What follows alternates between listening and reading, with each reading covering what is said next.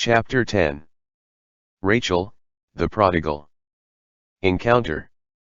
I rolled over in bed and squinted at the clock on my nightstand. It was past noon.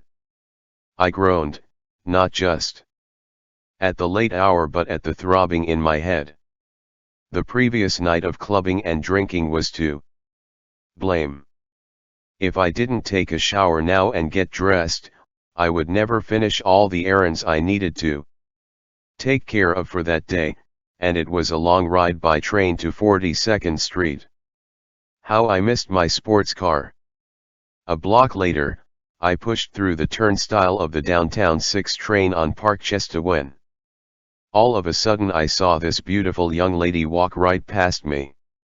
Dressed all in black, she had long, dark hair, pale skin, and wore a pair of stiletto heels as she catwalked by me.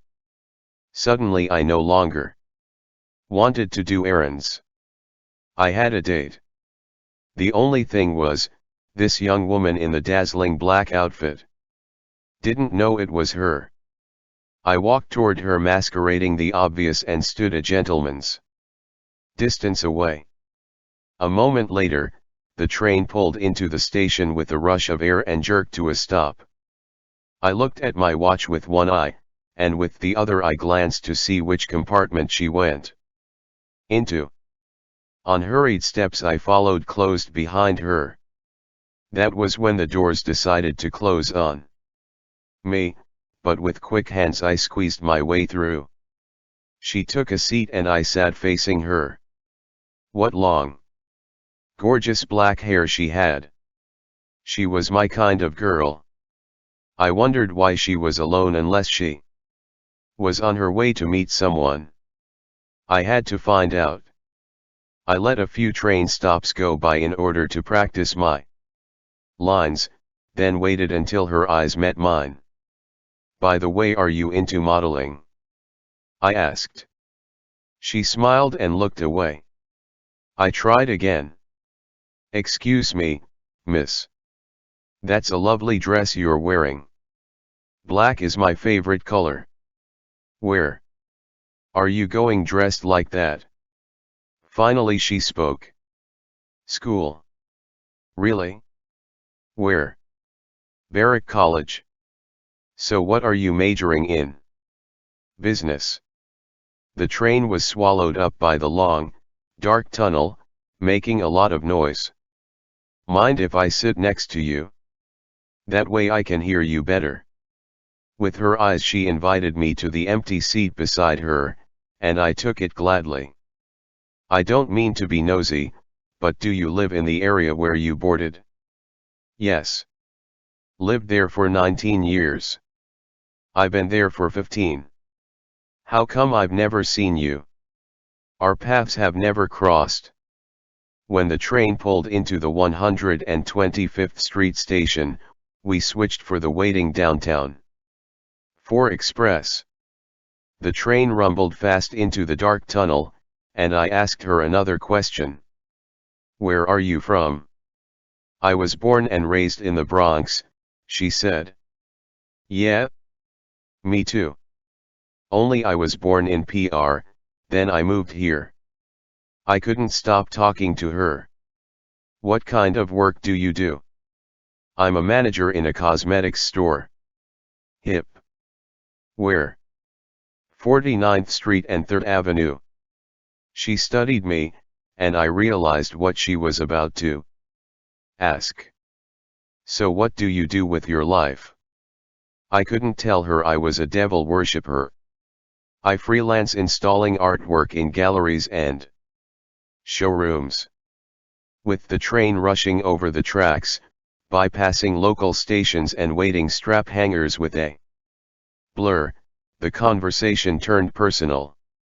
I didn't ask her to tell me she loved traveling, Broadway shows, and dining out, or that after schoolwork was done, she enjoyed watching romantic movies and reading novels. But she did. So what are your interests? She said.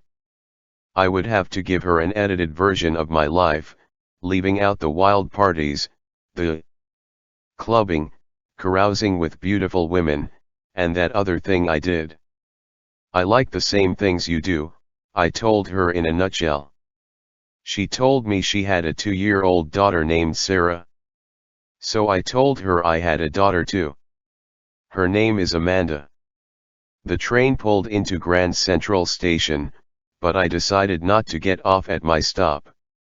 I wanted to continue on and keep her company. We both got off at Union Square, and together we walked out to the street. I thanked her for the talk and kissed her on the cheek. Hope I run into you again. I knew I would, because right there she gave me her phone number on a piece of paper. I read it. Her name was Rachel. I let a few days go by without calling Rachel. What was the rush? I had more important things to take care of, like buying a new luxury car. I had to impress the other ladies I was dating, so with the money I was making at my current job, and money I made in witchcraft, I treated myself. A week later, I called Rachel at her workplace. How are things going? I asked. Fine. Listen, I have a surprise for you. How long are you going to be there? She told me her schedule. She would be there till 7 p.m. Since I was in the area, I had plenty of time to stop by a florist and pick up a dozen white roses. When I got to 49th and 3rd Avenue, I parked my car, crossed the street, and entered the fancy cosmetics store. I surprised her with the flowers and she surprised me with a kiss. She seemed happy to see me. I handed her the card that came with the roses and we talked for a few minutes. Inside the card, I had written my phone number along with a romantic message, and as soon as she opened it, an uneasy feeling swept over me. That was when the voice of a demon interrupted, "You must leave right away." If I left as commanded, I would lose the opportunity for the moment that was building. I ignored the warning. But it hammered in my head again, "Don't make me repeat myself. Leave now." "Listen," I said. "I gotta go. We'll meet some other time." She begged me to stay, but despite her sweet pleading, I left in a hurry and went straight home. Sometime later I checked my phone for voicemail, and when I did, the strange message blared through, "You'd better stay away from Rachel. You hear? I'm the father of her daughter." I was dumbfounded. I had no idea she and the baby's father were still together. Rachel had told me she was a single mother who had put off dating. I had to hear her side of the story before making a judgment call. Her father, Robert, was the one who picked up the phone. I told him who I was and he put Rachel on. "Hi, John. What a surprise. Rachel, I got to tell you about something that happened." I told her the story about the message left by her charming boyfriend. "Right after you left the cosmetic store that day, he came in," she said, apologizing. "No wonder the demon told me to leave. He knew there was trouble coming." I listened to the rest of what Rachel had to say. As soon as my ex-boyfriend entered the store and saw the roses, he went ballistic. He ripped the petals off the flowers, grabbed the card out of my hands, and blistered about some important business he had to take care of. "That's how he got your number." He also threatened me. "What did he say?" I asked. "That if I continued seeing you, he would make hell out of my life." I had to know the truth. "Do you still love him?" "No," she responded. "I don't want to see him anymore. It's all over between us." I could tell by Rachel's tone that she was telling the truth. I sighed out my relief. Listen. Would you like to go out for dinner sometime soon? I know this great restaurant downtown you'd really like. She accepted. But before we went out on our first date, I needed to get more information on her ex-boyfriend. But not from Rachel. At that time I knew I could summon a demon and he would tell me everything I wanted to know. I took a coconut, smashed it, and got the broken pieces ready for the reading into Rachel's ex. I threw the fragmented coconut shells into the air, and the way they landed on the floor, the number of curved pieces facing up versus those facing down would determine the kind of questions I was allowed to ask. I stood in front of the cauldron to get my answers. I blew cigar smoke, sprayed white rum, and took the coconut shells to get my questions answered. The demons told me everything I needed to know about Rachel's ex-boyfriend. I knew he was dangerous and diabolical, and I knew I had to destroy him, kill him with witchcraft. It was the day of my first date with Rachel. I waited in front of her parents' building, and when she came out she was as lovely as the day I saw her on the train. The trip from the Bronx to Manhattan was smooth. Traffic on the FDR was moderate and the weather was just right. Romance was in the air. Rachel fell in love with my new car at first sight. We walked into a quiet Italian restaurant on 83rd on the west side of Manhattan, and right away she loved the rustic ambience of another culture. She told me stories that made me laugh, I told ones that almost made her cry. With the evening still young, Rachel and I decided to go for a stroll. The night was crisp, the moon was out, and as we passed trendy dress shops and boutiques, we held hands. Rachel and I were off to a flying start, and we both knew it. On the way back to the car, the silence we shared was better than anything said. Now it was back to the Bronx. I let salsa music pulsate through the stereo speakers while listening to Rachel's voice. She was such a great gabber. I loved the way she laughed, and she loved the way I drove. With each moment that passed I got to know her better, and she became more acquainted with me, but only what I chose to reveal to her. The drive home came to an end and I pulled up to her building. What would a gentleman do in this situation, I asked myself. We were alone in the car and she seemed not to mind one bit.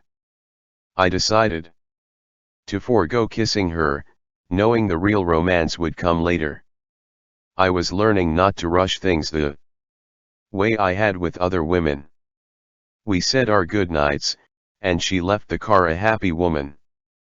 I took off, bathed in something I could not describe. But the smile on my face said it all. Alone in my bedroom, I contacted my demon spirits and asked them why Rachel was so special, so different from the other women I had dated. An answer came fast: she's just a nice girl. You have nothing to worry about. Nothing to worry about, they said. But a message in the back of my mind kept playing over and over. It was the warning to be careful about her ex-boyfriend. That was when I began planning my battle strategy. Rachel and I had many memorable dates together, inseparable times, even nights when I just parked in front of her home for hours. We didn't know how to say goodbye to each other. A mysterious night. One night Rachel called and asked what I was doing. What I was doing was resting from the previous night of wild partying with another woman I'd been dating.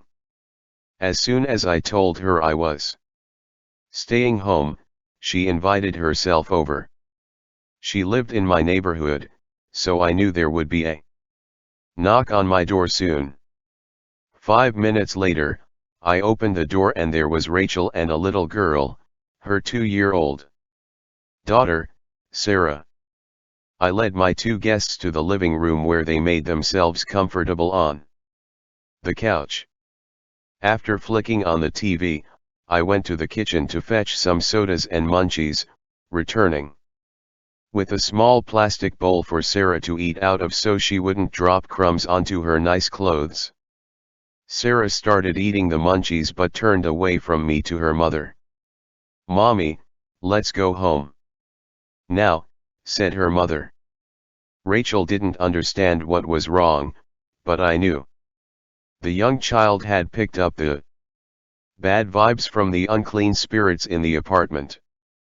Rachel spotted some of my religious paraphernalia lying around that spoke of Espiritismo, Santeria, and Palo, and asked what I was into. I told her she had nothing to worry about.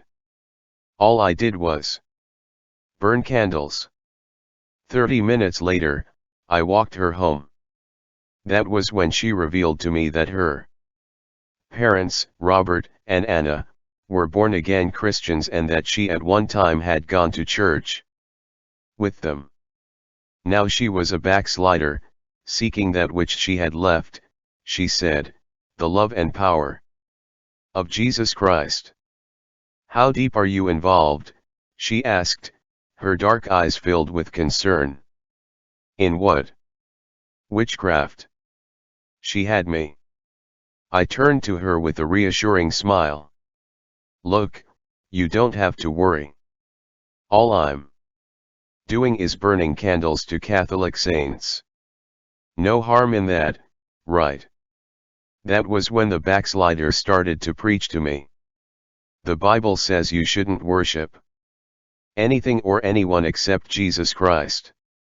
What you're doing is called idolatry."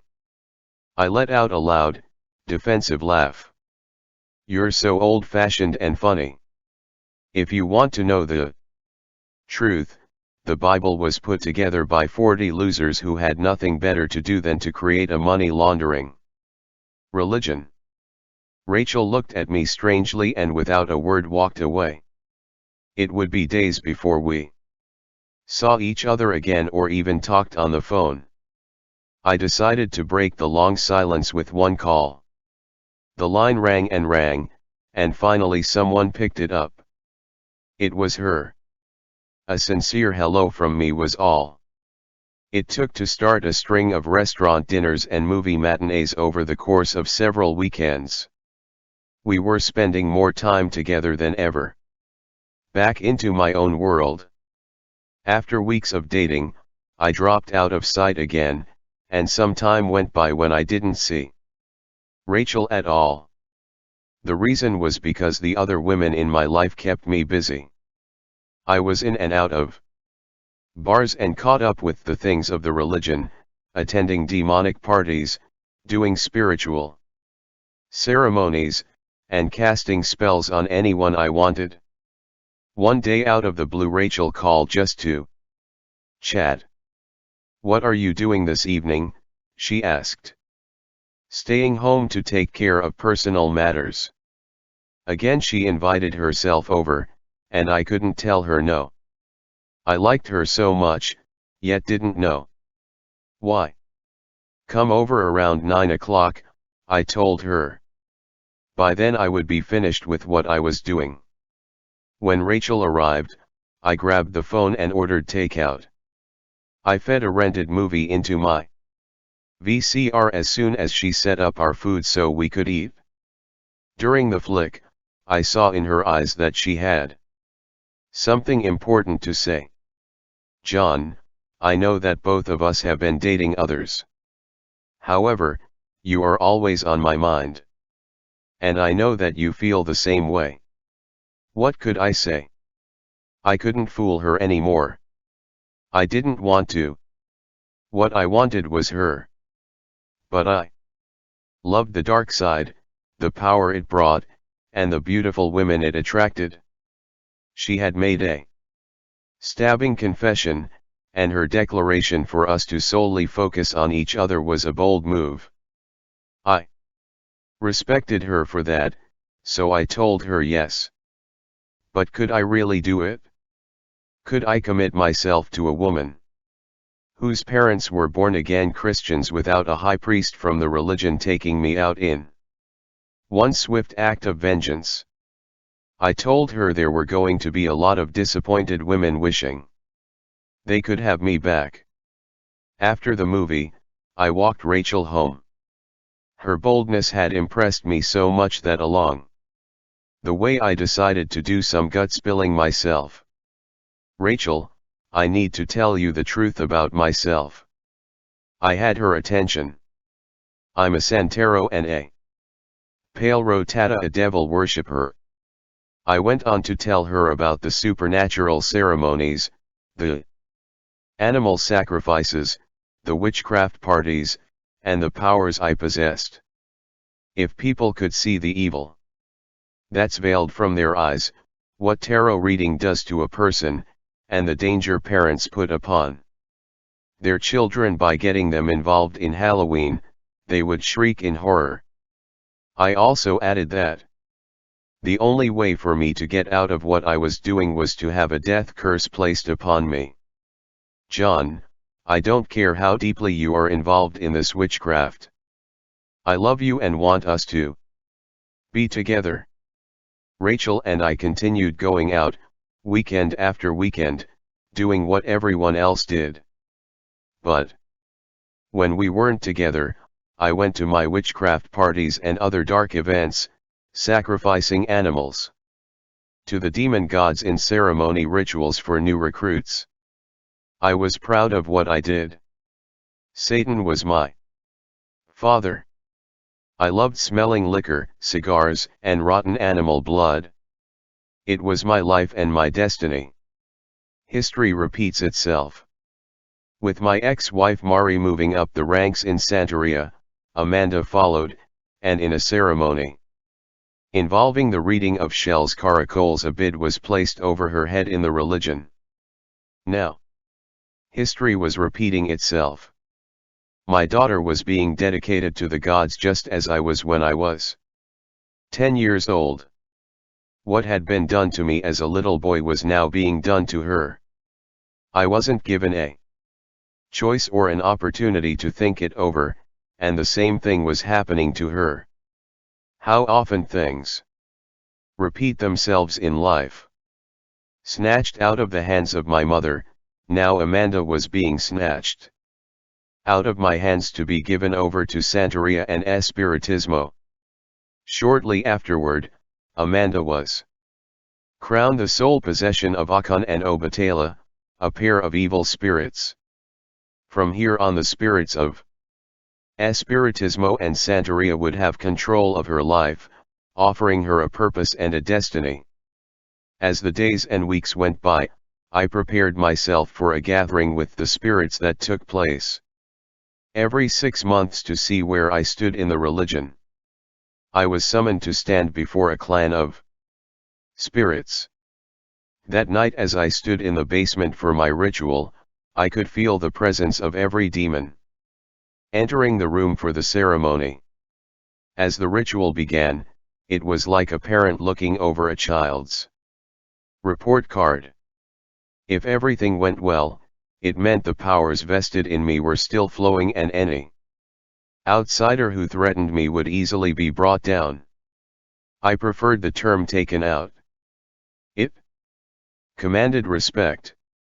If I didn't stand well in the reading, a restoration cleansing was in order, followed by a demonic feast. But if I were a complete reprobate to the religion, I could be punished with either a broken arm or leg, depending on how obstinate I was. Or a demon would punish me and I would end up in the hospital with a long-term illness. And if a greater punishment was warranted, something else would happen, leading to death. That night I sat in the center of the basement. Behind my chair was placed a glass of water with a flower in it and a white candle. As the reading took place, every demon showed up to give a report of my spiritual contract with them, my responsibility to the contract, and what other levels I needed to reach. The medium performing the ritual said, "Siete Reyes is here, and he said he's happy with you. Zarabunda is here, and he said he is happy to have you as a son. Candelo, the spirit father of Haiti, is also here, and he said how much he loves you. El Indio also just came in, and he said how proud he is of you and the rank that you hold in Espiritismo. They're asking me right now if you have any questions for them." "I don't have any questions," I said with a big smile on my face. As for my report card that night, I got an A. Aunt Maria was so proud of me.